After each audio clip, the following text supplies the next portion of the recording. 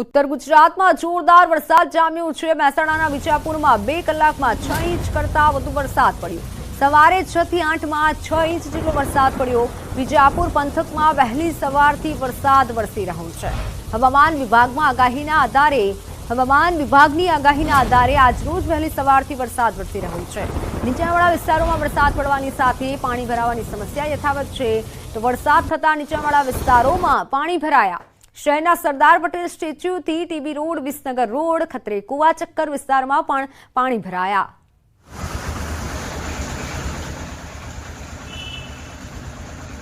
2 કલાકમાં 6 ઇંચ જેટલો વરસાદ નોંધાયો છે। સોસાયટીઓમાં પાણી ઘૂસ્યા હતા। લોકોના ઘરોમાં પાણી ભરાઈ જતા લોકો મુશ્કેલીમાં મુકાઈ ગયા છે। વાહનો પણ પાણીમાં ગરકાવ થયા હોય તેવા દ્રશ્યો સામે આવી રહ્યા છે। મહેસાણાના વિજાપુરમાં અત્યારે ધોધમાર વરસાદથી હાલ બેહાલ થયા છે। ઓનલાઈન પર સંવાદદાતા કેતન જોડાઈ ચૂક્યા છે। કેતન, વિજાપુરમાં કેટલો વરસાદ નોંધાયો? કયા કયા વિસ્તારોમાં વધુ પાણી ભરાયા છે? ચોક્કસથી મિત્તલ જણાવી દઉં કે મહેસાણા જિલ્લાના અનેક વિસ્તારમાં આજે વરસાદી વાતાવરણ જોવા મળ્યું। ખાસ કરીને વાત કરીએ તો વિજાપુરમાં આજરોજ ધોધમાર વરસાદ વરસ્યો છે। ખાસ વાત કરીએ તો 6 થી 10 વાગ્યા એટલે કે 4 કલાકમાં 8 ઇંચ કરતા વધુ વરસાદ ખાબક્યો છે। 4 કલાકમાં 205 mm જેટલો વરસાદ ખાબક્યો છે, જેના કારણે વિજાપુરના જે અનેક રસ્તાઓ છે પાણી થયા છે। નીચાણવાળા વિસ્તારોમાં જે પણ સોસાયટીઓ આવી છે તે સોસાયટીઓમાં પાણીમાં ગરકાવ થઈ છે। ટીબી રોડ, ખત્રી કુવા ચક્કર વિસ્તાર સહિત અનેક જે નીચાણવાળા વિસ્તારો હોય છે તે પાણી થયા છે। હાલમાં જે વરસાદે વિરામ લેતા વિજાપુર મામલતદાર સહિત પાલિકાની ટીમ હોય છે તે રસ્તા પર ઉતરી છે અને જે પાણી નિકાલ માટે જે કામગીરી હોય છે તે કામગીરી કરવામાં આવી છે। પરંતુ ચોક્કસથી આ વરસાદ વરસતા અનેક સોસાયટીઓમાં પાણીમાં ગરકાવ થતા સ્થાનિક લોકો સહિત જે રહીશો હોય છે તે ભારે મુશ્કેલીનો હાલ સામનો કરી રહ્યા છે। જી આભાર માહિતી બદલ। ત્યારે વિજાપુરમાં પણ અત્યારે હાલ બેહાલ છે। ઘણા વાહનો પણ પાણીમાં ગરકાવ થયા હોય તેવા દ્રશ્યો સામે આવી રહ્યા છે। ગાડીઓ પાણીમાં ડૂબી ગઈ છે। વિજાપુર બેટમાં ફેરવાયું હોય તેવા દ્રશ્યો સામે આવી રહ્યા છે, કારણ કે અવિરત રીતે વરસાદ થઈ રહ્યો છે। નીચાણવાળા વિસ્તારોમાં પાણી ભરાયા છે।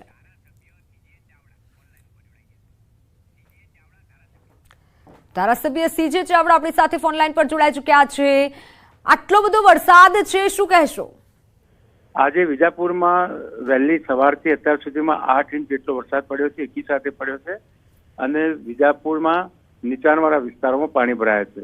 જોકે આ બાજુ વિજાપુરનું પાણી ખણુસા ગામના તળાવમાં ઉભરાઈને કોટરી ગામ તરફ જઈ રહ્યું છે અને બીજી બાજુ ગોવિંદપુરા ગામ તરફ જતું પાણી પણ ગોવિંદપુરાનું તળાવ આખું ઉભરાયું છે। પણ કોઈ તંત્ર તરફથી મદદ પહોંચાડાઈ રહી છે ખરા? તંત્ર તરફથી મામલતદારની ટીમ, ચીફ ઓફિસરની ટીમ અને ટીડીઓની ટીમ અત્યારે ચારે બાજુ કામે લાગેલી છે અને તંત્ર બરાબર કામ કરી રહ્યું છે। કારણ કે ઘણા લોકોના ઘરોમાં પાણી ભરાઈ ગયા છે, વાહનો ડૂબી ગયા છે।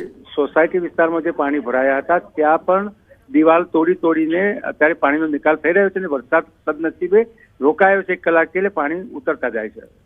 હવે આગળ કેવી કામગીરી કરવામાં આવશે? કારણ કે આગાહી કરવામાં આવી છે કે ભારે વરસાદ થઈ શકે છે, તો તે માટે તંત્ર કેટલું સજ્જ છે? અત્યારે હાલ હું મામલતદાર જોડે જ બેઠો છું। મામલતદારની ટીમ અને ટીડીઓની ટીમ પણ હમણાં બોલાવું છું, એ ગામડે છે અને બધા બેસીને આગામી દિવસમાં 3-4 દિવસમાં વધારે વરસાદ પડે તો શું કરવું એનું આયોજન કરશું। અને સાથે તમે પણ શું એવું માનો છો કે તંત્ર દ્વારા પ્રી મોન્સૂન કામગીરી નથી કરવામાં આવી, જેથી લોકોના ઘર સુધી પાણી ઘૂસી ગયા? સોસાયટી વિસ્તારમાં શું છે કે અગાઉથી જ ખેડૂતોના તળાવ સિવાય પાણીના નિકાલનો બીજો કોઈ વિકલ્પ નથી અને બીજી દિશામાં ગોવિંદપુરાના તળાવમાં પાણી જાય તેના સિવાય કોઈ વિકલ્પ નથી। બંને તળાવો અત્યારે ભરાઈને ઉભરાઈ રહ્યા છે અને ત્યાંથી તળાવમાંથી ઉભરાઈને આગળ જતું પાણી ગામડાઓમાં જાય છે, એટલે ગામડાના લોકો પણ ચિંતિત છે। એટલે પાણી 8 ઇંચ એકી સાથે વરસાદ ખાબક્યો છે ત્યારે આ પ્રશ્ન થાય જ, પણ હવે પાછો વરસાદ પડે તો શું એનું આયોજન બધી રીતે કરી રહ્યા છે।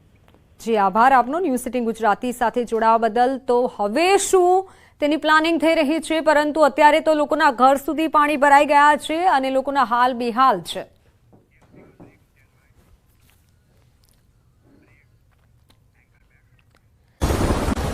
દક્ષિણ ગુજરાતના ઉકાઈ ડેમની જળ સપાટીમાં વધારો। ડેમના 4 દરવાજા ખોલાતા તાપી નદી બંને કાંઠે વહેતી થઈ। તાપી નદી પર માંડવી તાલુકાનો કાકરાપાર ડેમ પર ભરાયો। સુરતનું ચેરાપુંજી ગણાતા ઉમરપાડામાં મેઘો મહેરબાન। દેવઘાટ ધોધ જીવંત થતા મનમોહક દ્રશ્યો સર્જાયા। 16 કળાએ ખીલેલા દેવઘાટ ધોધનો આકાશી નજારો સામે આવ્યો।